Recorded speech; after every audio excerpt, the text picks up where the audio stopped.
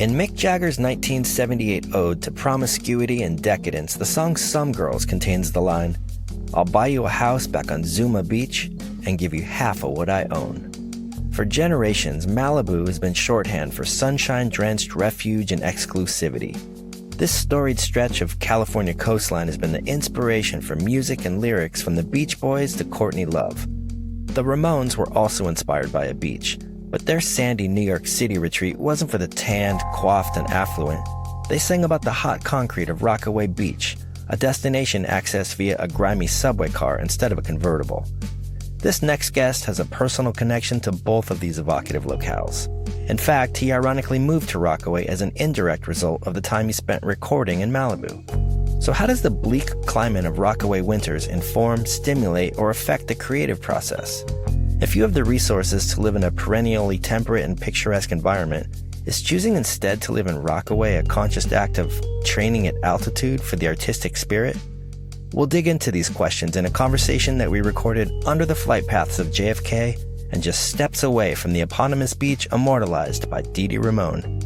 Today, musician, surfer, psychedelic enthusiast, and Rockaway resident, Mr. Andrew VanWyngarden.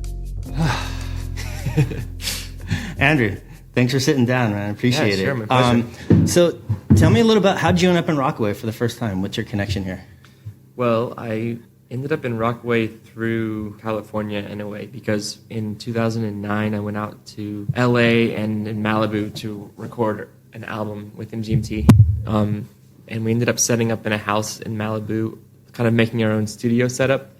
And it was, the house belonged to the Stansfields, and Pascal Stanfield was the son, and he offered to give me surf lessons along with us recording there. So I learned to surf. A bonus perk. Yeah.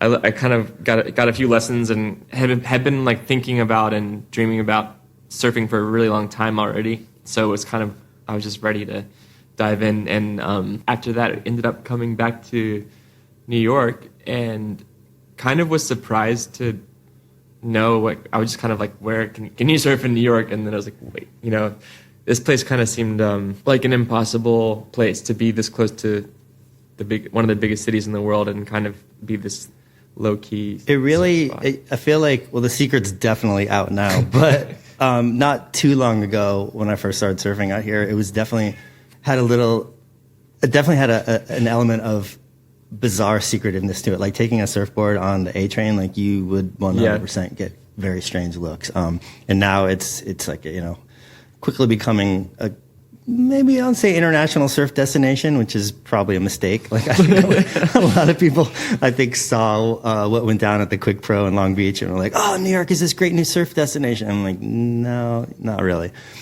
But I remember the first time that I remember really us surfing together and hanging out. I don't know if you remember that day. It was, I think, a spring afternoon. It wasn't really a forecasted day. We just happened to be out there. It was really overcast and bizarre, and it was this really cool misto swell that came in.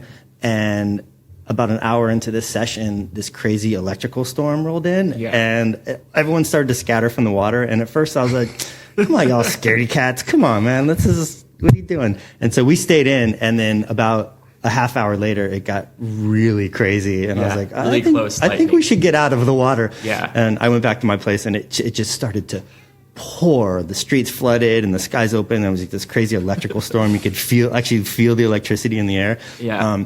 I remember that. But I think that day is a really good metaphor for surfing in Rockaway, in that it wasn't a day that was supposed to be good. It was these magical little moments that you kind of just happen to catch. And I think that's what makes surfing here so special / frustrating sometimes, is that you really, I have a presence here. I have a bungalow, but I live, in the Lower East Side. And I think in order to really get it on a regular basis, you have to really live here full time. Is if you're looking at the forecast as opposed to out your window, you're going to have a very different experience. Yeah.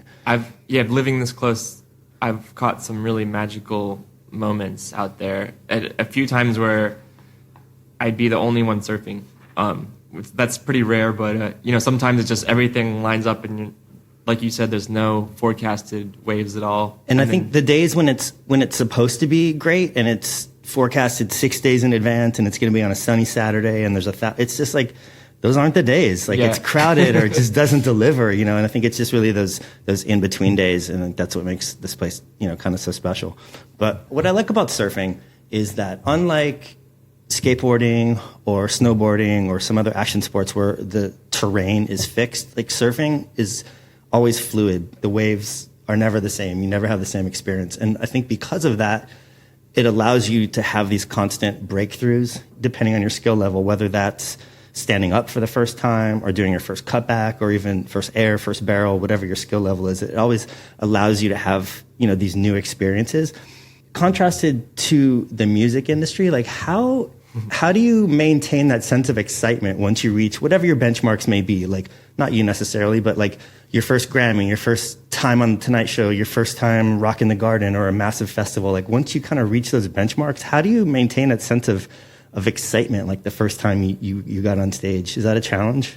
I think, yeah, the way Ben and I, my bandmate, try to approach that is by challenging ourselves to make music that's totally different than anything we've made before. When we get into a studio, we don't have like a formula or even like a set way of working and creating that we utilize. So, you know, it's the experimentation that keeps it fresh, I think. And when you go in, do you find having some degree of parameters or foundation, is that useful? Like for me personally, if a client gives me zero input for what type of photos they want, it can be sometimes intimidating, and it's almost better to have a little bit of a framework and then build vertically, like me personally. Definitely. No, there's something really, you know, intimidating about just a blank slate, especially in studios, even home studios these days. You have kind of unlimited options. You know, you can have like any effect you want. You don't even need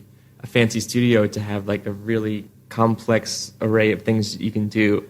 So I have found, I'm kind of taking me a long time to realize it though, if I have an assignment and a deadline, I actually get things done and I like press myself to do it. Whereas if it's just completely open and it's all up to me, a lot of times things kind of just stay. And I mean, you could spend 6 months trying to get just the right synth sound or whatever it may be, right? Yeah, I mean, and do you ever, I feel like, is that an impediment at some point? Like, it's the ultimate, like, you know, the skin is important, but the soul especially and the vibe is what really makes the music, right? Yeah, because you're also dealing with, in my case, a like close personal friendship that, you know, I've known my bandmates since we were 18 and we've been making music together. So that's almost 20 years. And there's going to be ups and downs and tensions and all this stuff. So that adds another element, like another layer that has to be kind of managed and dealt with when making music. So it's taking an already kind of personal and sensitive process, the creative process, and making it kind of like having to work with compromise and having to work with someone else's vision. And do you record a lot simultaneously, or do you do a lot of experimentation remotely, send files? I mean, yeah, we've done some, since he lives on the West Coast, we've done some back and forth sending ideas and stuff, but usually we work best when we're in the same space. So that's on the recording and the creation front. In terms of on the performing front, how do you maintain that level of excitement? I mean, there must be days when it's the best. I mean, I'm sure you've experienced things that, you know, quote unquote, civilians may have never experienced. I mean, it must be a fantastic experience, like being in front of that many people and you're completely in control, and you're, you know, for that brief moment in time, you're kind of the master of your universe. Like, how do you maintain that level of excitement? Is there days where you just phone it in? I mean, yeah, well, I think it's maybe even more challenging in the performance kind of world of music to keep it fresh and exciting, especially the way we tour and the way a lot of bands tour these days, where like, we change up our set lists every show, but it's kind of the same structure, and we're playing with some tracks on master track system. It's mostly live, but still there's stuff. So that means we're like kind of on a grid structure, and that does make it really challenging because you can't really just feed off the crowd, wing it as much. You can't just kind of like, you can do extended jams and stuff like that. But I think for me, that's what makes once again, like the experimentation and that the thrill of it being on the spot. That's what makes it enjoyable both as a performer and for me when I'm watching music. I like knowing that there's like a risk involved. So is your love of those two elements, performing and creation, are they inextricable? Would you choose to do just one if in theory you could?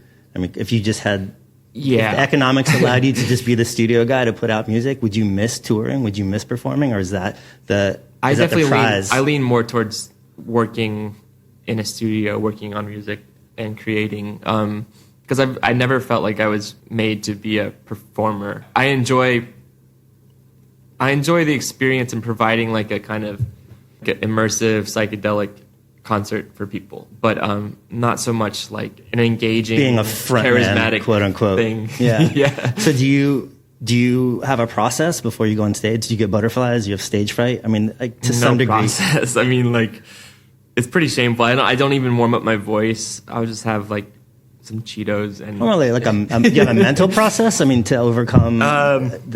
Like me personally, the times when I've had to speak in public, I mean, it's the most nerve-wracking time is right before you go on stage. And once you get that first sentence out, or I'm sure once you get those first couple of notes, and you're like, oh, I can do this. I got this. Like, you kind of fall into the groove. Well, I think when you do it, I mean, we play, some years we've played between 80 and 100 shows, sometimes more.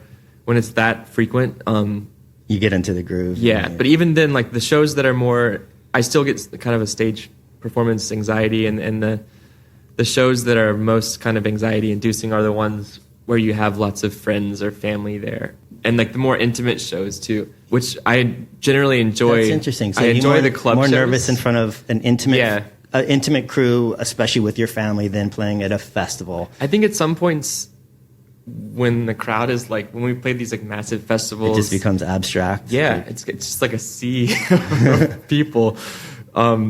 So it's easier to make it like this abstract, kind of absurd thing.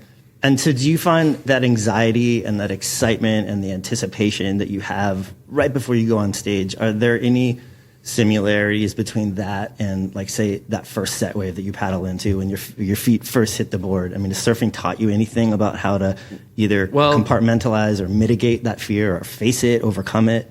Definitely, when it's like for me is a bigger day and I'm standing on the beach looking out there, particularly if it's a spot that I don't know very well, like there's a lot of, like, you really have to get yourself. You got to get in the zone. Yeah. And like, there's like the fear factor of it's a physical harm. You don't want to be a kook. There's a lot at stake. I mean, the psychological aspect of surfing, I think, is what really has kind of like thrown off a lot of surf sessions for me. But yeah, there's definitely this kind of like, there's a whole complex mental world of surfing.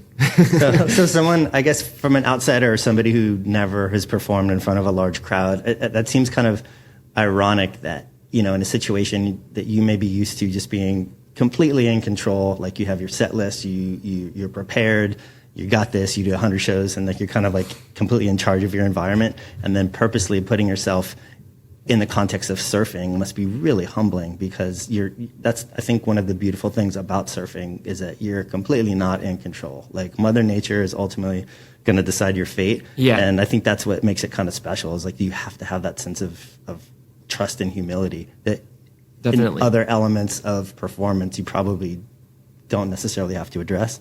Yeah, I mean, well, I think in general, maybe through surfing a little bit, but I think the respect that surfing teaches you to have for the ocean and for the strength of the waves, I think it's kind of an important lesson that I take with me in other aspects of life. Just kind of like doing things with care and with respect, and I think that's also in line with a sort of psychedelic awareness. Like, when I've been on psychedelics, you kind of have this heightened connection and empathy and kind of understanding of all living things and kind of reality itself, and having that kind of respect and care of your actions, I think, is really important. And it takes a degree of just surrender and letting go, in a sense, too. Like, I'm speaking to the drug element. If there's one thing that you are not facing in your regular life, whatever baggage or issues you have, like, that's the one thing you're not going to be able to run from when you're on drugs. I think that's why some people I find it useful. Yeah, and then when you're surfing and you're getting tumbled by a wave, you kind of just have to like let it go, let it happen, and just kind of maybe some. Let me ask you this, shifting gears, what do you think of the state of the music business right now? I mean, I feel like with the developments in the last 10 years, whether it's streaming or file sharing or, digital recording, on one hand, it seems like it's really democratized the industry in that you could be a teenager in your basement with a relatively low barrier of entry and essentially make quote unquote real music, and then also have the means to distribute it to the world. So that is completely transformative. On the flip side, you have your Beyoncés and your Foo Fighters and your Kanyes, like they've adapted, they're doing fine, they've managed to find a way. The music middle class seems to have gotten squeezed. Like, do you think your career would be in a vastly different place if you started 10 years ago? Would you be able to be doing what you did if you start now? It's funny because with my band, we kind of got into the music industry sort of on the last wisps of the like kind of more old school music industry format, where the label is more like a bank. Or something. It's a bank, exactly. But it's a bank where they take 80% of all money that goes back to pay the loans that they give you, which is pretty. It's a bank with some shady accounting. Let's put it that way. Yeah. And then everybody was it was like Wild West with streaming services, and the major labels, which we were on up until recently, took full advantage of that kind of confusion where nobody knew how to handle it. And they were Sony was a 30 or 20-something% owner of Spotify, so they were licensing their catalog to Spotify, licensing it to themselves. Yeah, and like basically left hand feeding the right. It's like a triple dip. And I think in the end of it, it's really the artist that gets.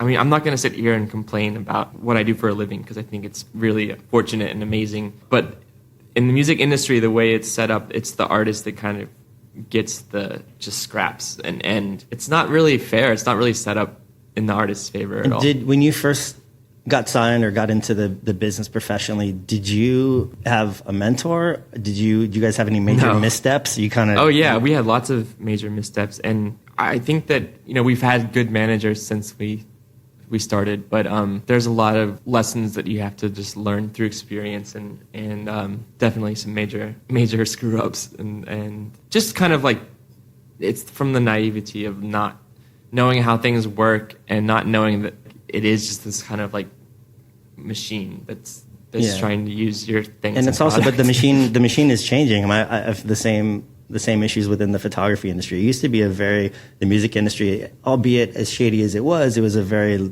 rigid, here's the label, here's a contract, here's distribution, here's supposedly your royalties or what, so it's kind of set in stone, and then all those just kind of got washed away. What is the biggest adaptation that you guys have had to conquer in terms of getting the music out there, still trying to make a living at it, and then maintaining control? Well, I think in some ways our just ineptitude when it comes to social media and the new ways of promotion, I think it kind of came around to sort of solidify a fan base that we have for the band that is really hardcore, and so maybe we don't have as large of a following or as like much kind of, we're not out there as much, but the fans that we do have, it's loyal. Are loyal and kind of like seem to like connect with the music on a personal level. Not that doesn't happen with all other types of music, but the numbers. I think that I really consider that to be more of like a success, what success is, than like well, because it has endurance. Like it's actual loyalty that music means something. As opposed to, I know it's like it's the long tail theory.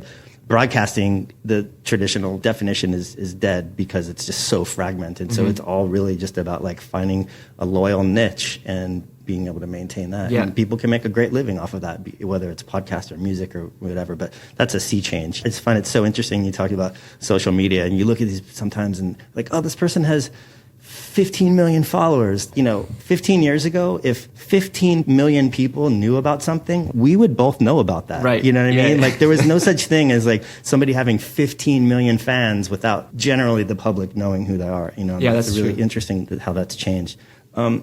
Let me ask you this. What was your first entree into music? Did you have, when you were 7, was your music inspiration from FM radio, from your parents? Do you have older siblings? Like, who turned you on to music? It was, mostly my family, my parents. Did music come from a musical background?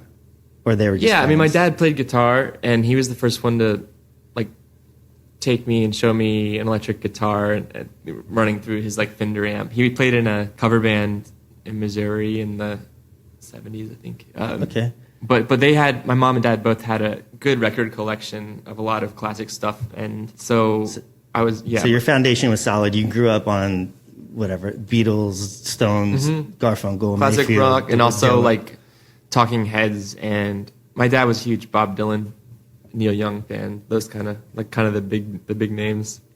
And then, so when you first branched out and started listening to, your own music, was there a point when you're 13 years old and all of a sudden you're like, oh, this, I'm into this, not that? Was there like a break off moment from the music that you grew up getting from your parents? And then, I think when I was a little older, it shifted more so that my sister was more influential. My older sister was more influential on what I would listen to. And, it was like early 90s. So I was just into kind of stuff I would hear on the radio, but, the big grunge and rock acts. Yeah. But also kind of I never kind of rejected the music that my parents liked. That was pretty constant throughout my life of like, I still like all the music that they would play when I was little.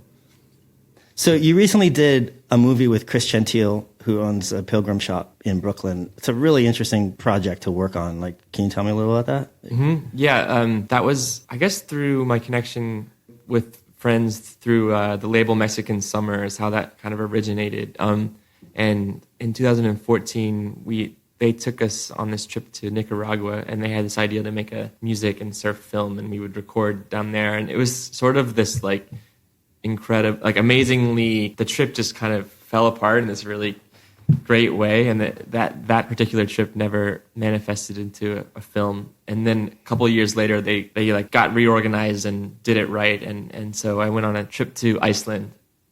I had been there before, and I was just so excited to surf. I love cold water surfing. I love like really remote places, and the local guides took us to like just this northwestern fjord area, and it was surfing Arctic swell. It was amazing. So cool. Yeah. And so you were on this trip, and you're with Kasia Metter, Steph Gilmore, Chris, obviously like a production crew.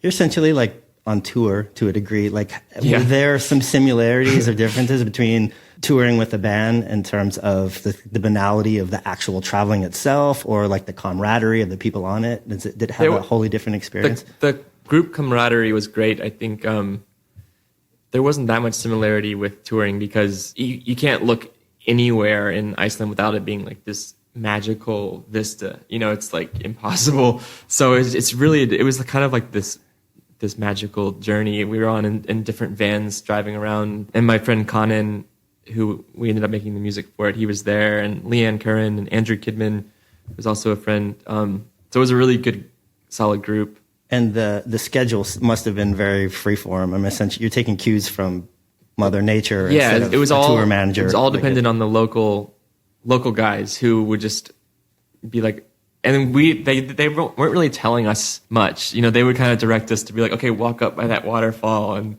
walk down. But then we'd just be in the car for a couple hours, and they wouldn't really tell us, and we'd just arrive at this remote place, and sometimes there were waves, sometimes there weren't. So there was a method to their I saw the film; it's beautiful. Like there definitely seemed to be a method to the madness. But for I guess the listeners who don't know the background, a lot of the surfers who were brought on the trip were specifically invited because they were going to be scoring the music for their segment. Is that fair?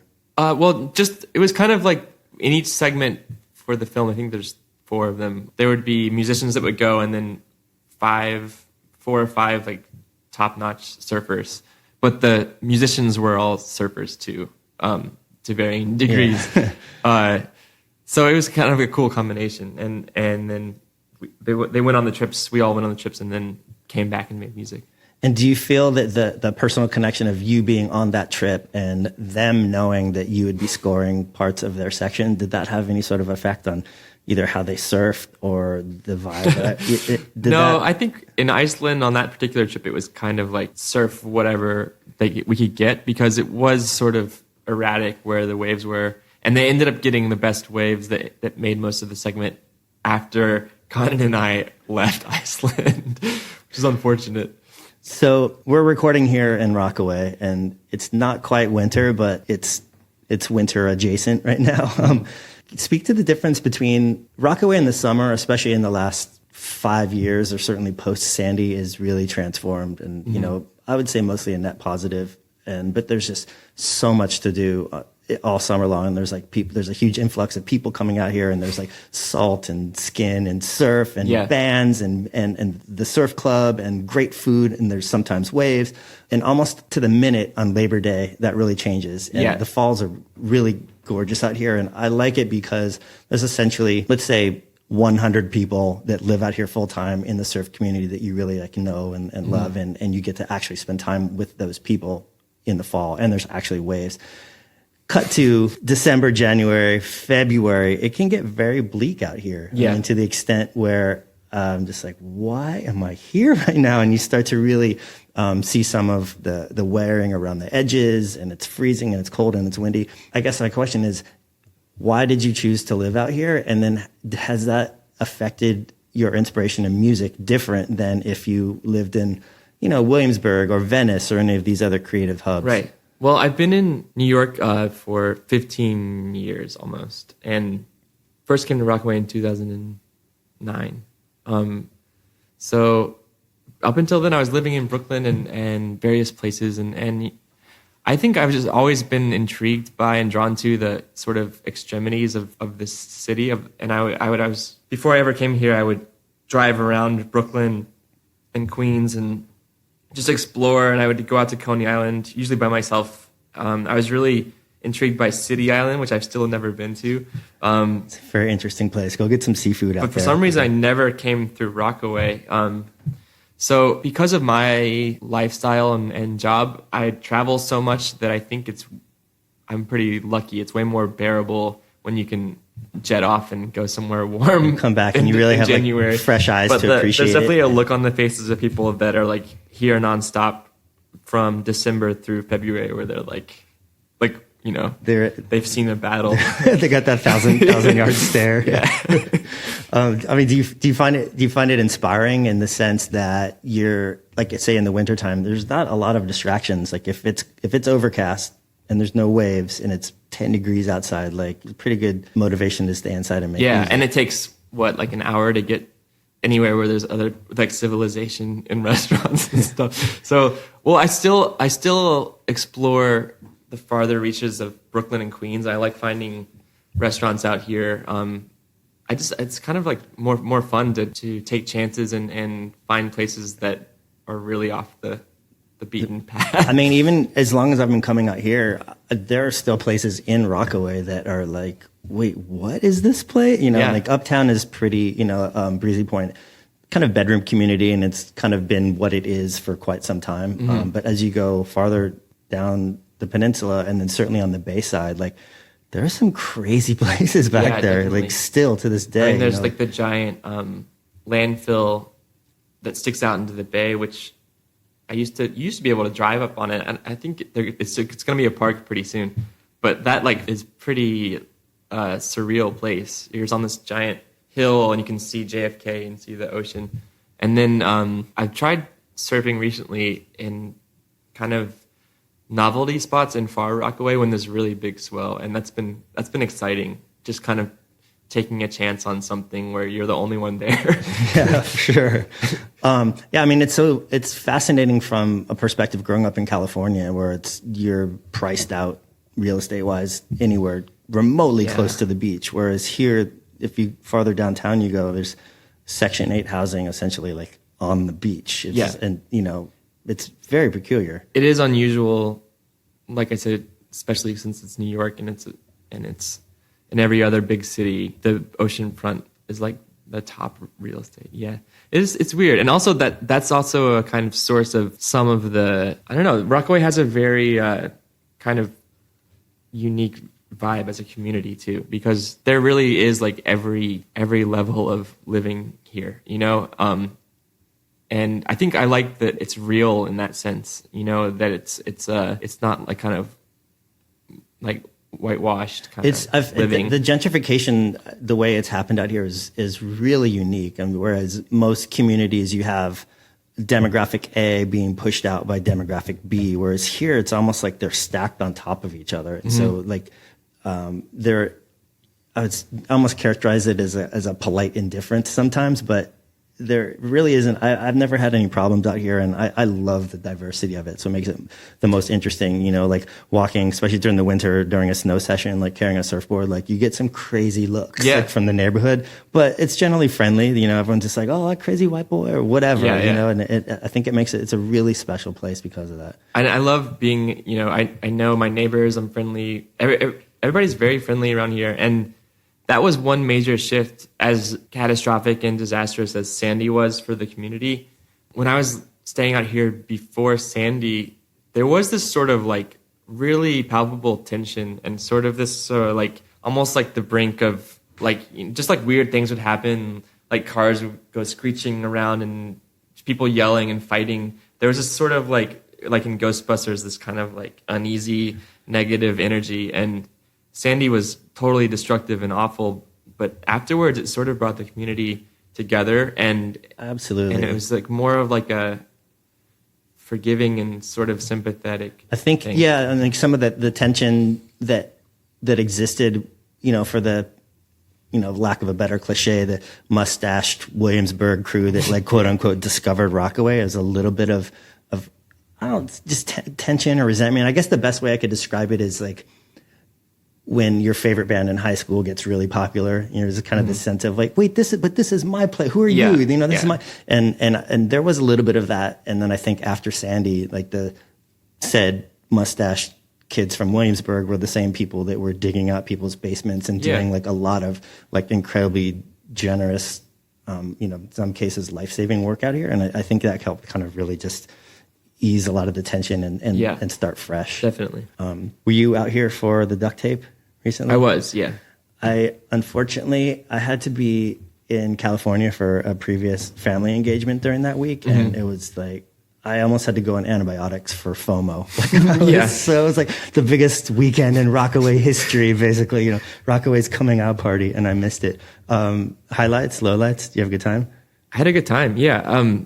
I mean, the waves, like Rockaway didn't really show off in terms of the waves it can bring. It was pretty, the little tiny peelers that they surfed on the final day. But, you know, I think that it was a good match. Like the kind of sort of scrappiness of the duct tape fit in well in Rockaway. And it all just stayed very like relaxed and easy. Nice. I mean, I got the sense, obviously, you know, incredible waves versus no waves would be a better scenario. But for that contest in particular, it seems like so much more about just the community and like the activities after the event, and also just being able to have it happen in this particular community, which adds so much just organic flavor to the whole thing.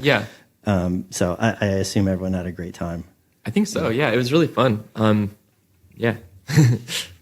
Who did you look up to growing up musically, and did you or have you had an opportunity to cross paths with a lot of people that you used to kind of, I don't know, idolize, but place on a pedestal, and then now you've had an opportunity to almost be a peer and get to know them on a different level? I mean, I don't think anyone from when I was really little, but definitely through making music and kind of reaching out to people. I've gotten to work with Sonic Boom on our second album, and like Jennifer Harima, and I think it's been really nice to meet people that I spent so much time listening to their music and kind of wondering what they were like, what their creative process is, and sort of having this mystery. And a lot of times I think, you know, people talk about being disillusioned when they meet their idols or people that they worship in some way. But I think I've been really, I can say that the people that I've met that have been really influential have all been very down to earth and like just kind of humble people. And that's great. And I think the same thing in a way, like the surfing community, like having toured pretty much every corner of the earth. And surfing, like the people that I've met through surfing while on tour, it's really nice to have this web around the world and just really, down to earth, good communities. That's really cool. And what about, like, other than people that maybe personally meant a lot to you, have you just circumstantially or random crossed paths with, like, people that are generally large figures are just kind of like, wow, that was strange, be it like, I don't know, David Lee Roth or like some, I mean, you must have crossed paths with some very peculiar celebrities and had some like. A little bit. I mean, I think, back when everything was really blowing up for us was like 2008. We probably had some, I don't know, I think I remember some of the times, but we had some run-ins with celebrities, but those were like celebrities from that era, which which is well, I mean, that speaks to the what we were talking about before with the long tail theory is like I have a feeling that your fans they're pretty loyal and you guys are diverse enough in terms of the content that you put out that they've stuck with you, the core fans have, as opposed to somebody who's on a reality show in 1998. Like they're not, there's no longevity for that. Yeah. And I think, and correct me if I'm wrong, it seems like you have like a really desirable amount of fame, like just the right amount in terms of like I would consider you extremely successful. I think you consider yourself fortunate to get to do this, but at the same time, like you can walk down the street. Like, do you have any issues getting recognized or harassed on that? No, level? and I think that's a result of not wanting that. I think some people want that and think that that's inseparable from fame or success. And like I said, I think in my mind, success is connecting with people through the music, which the music that I make is really personal for my own reasons, but I try to leave it sort of open so that other people can connect on a personal level. And I've had usually the people that come up and say something, a lot of times they'll say really deep and meaningful things where it's like, I'm taking it back because people have told me really the most kind of intense struggles you can go through as a human, people have used music that I've made to get through it, which is really insane. Well, I think that speaks to the fact that your music actually resonates with them and you're not just a public figure that they're excited to be meeting in the flesh. Yeah. I mean, it seems like so many people, especially today more than anything, where Instagram is gone from a platform to share photos to a personal branding channel for everybody, and I think it used to be that the art or the thing or the creation was first, and then fame was this kind of maybe necessary bizarre thing that was attached to it, and it's almost flipped completely on its head now. People lust for the fame first without the actual content behind it. Yeah, I think that's true. So that said, what do you think? What's the biggest misconception of fame? If not from you personally, you've definitely been in the proximity of some. I think the biggest misconception would be that it somehow provides a solution or an answer, or you figure something out with it. When in reality, you're still just a human and you're still just living in this kind of bizarre reality where nothing really makes sense. It's not like everything makes sense. Like you're famous and now you're happy and you figured it out and now you can just enjoy it. It's I think that, it seems so obvious once you say it, but at the same time, I can absolutely get into the mindset of basically being extremely famous is an extension of you. All of a sudden you're popular in high school, and we can all remember being in high school, having insecurities or looking towards somebody else being wow, if only I was fill in the blank, like the rock star that had the band in school or the jock or whatever it may be. And so it seems easy to fall into that trap to be oh, well, if the world loved me, I would be happy. Yeah. But obviously that's not the case. No, I think it's people just kind of are always hoping that someone else has answers to the big questions, and maybe people think that with fame comes answers, but it's not true. And what's been the biggest disappointment of having to either understand that or of your career? Something that you thought that this level of success or this benchmark that I met would give me this, and it didn't really deliver? Well, I don't really have, I think that it's sort of the disappointment or disillusionment when you realize that other people kind of are looking to you to provide that. And so some people will be really disappointed when they are oh, you mean it's not like that, or you know, some people like are dependent on us for their livelihood, and that's definitely something that if I had to, Are you talking about like creatively, like for their soul, or like in terms of actual like touring crew? Yeah, and whatnot? I mean that's, you know, bandmates, managers, to a tiny degree, like booking agencies. You know, when you're kind of like, it's a machine. Yeah, the machine is dependent on like this weird, like pulling this weird creative thought from the ether, and like everybody's kind of just looking at you. So like, when are you gonna make some more music? Yeah. You know, it's kind of a weird setup, I guess. What's in store for 2020? What are you looking forward towards? I'm just trying to expand and kind of work on a bunch of different projects. I want to work more as a mixer, producer, and collaborator, and just gonna keep making MGMT music. And I don't know, just I don't think it's gonna be a big touring year. So just kind of like just kind of see. I enjoy being home, and I got a bonsai tree. What's your home life like when you're not on tour? You have a beautiful little castle you've created for yourself here. Like I just listen to records and kind of do a lot of sitting around. What do you get inspired by, like non-musically, that inspires your music? Whether it's books or art, conversation, surfing. Well, so I do love Rockaway because it's so separated from everything. But whenever I go into Manhattan and go to a museum or go to the Met, that's really inspirational for me, and I want to do it more. Seeing other art and seeing other people and their own personal creative journeys is really inspirational. When you're in the process of creating music, what is your relationship with outside music? Is it something that you constantly need to source inspiration from, or is there a scenario where you like box yourself in and you don't want to hear anyone else's music? You want to just be able to focus on yours?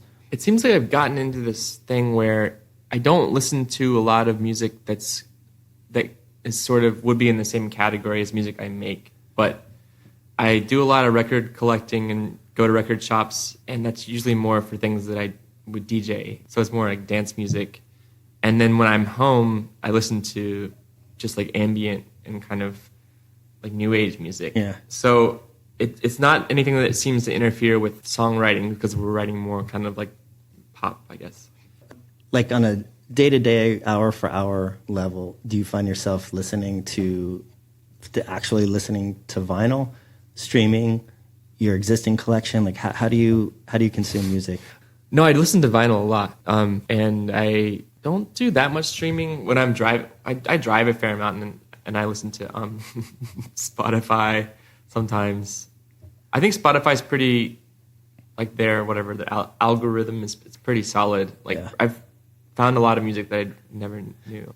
That's funny. Pandora. I gave up on Pandora too, because they would always, you put on a station and they would play this bullshit live version that must have been cheaper to license or something. Like, I don't know. Is that what they're doing? Is that why?